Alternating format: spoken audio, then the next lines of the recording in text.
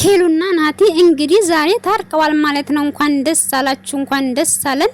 በእውነት በጣም ደስ ይላል። ሰላም ዲኔስ ትንኝ የተከበራችሁ ስለዚህ ሚዲያ ተከታዮች እንግዲህ ዛሬ ናቲ በሱ ቻናል መጥቷል። እንግዲህ ግን እንዳሰዱኝ ማለት ነው።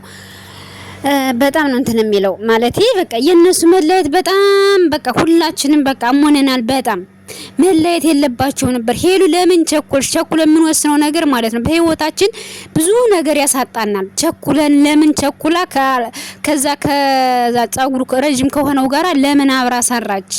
አሁን እሱ ዛሬ መጣ፣ ቦርጭም ጎደለ፣ በዛ በቃ አሪፍ ሆነ፣ ነገሮች ሁሉ ተስተካከሉለት። ካናዳ ሊወስዳት ሲል አጅሪት በቃ ገና 5 ወር 6 ወር ስልክ ዘጋቢ ብላ ከሌላ ጋር ተለጥፋ ቪዲዮ ተሰራ።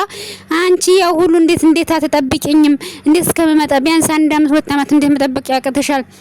እኔ እኮ በሰው ሀገር አልመቼ ብሎ ነው ብሎ በቃ እንትን አለ። በእውነት በጣም ያሳዝናል ማለት ነው። ቢታረቁ ምን ችግር አለው? በቃ በጣም ነው ያዘንኩት ማለት ነው።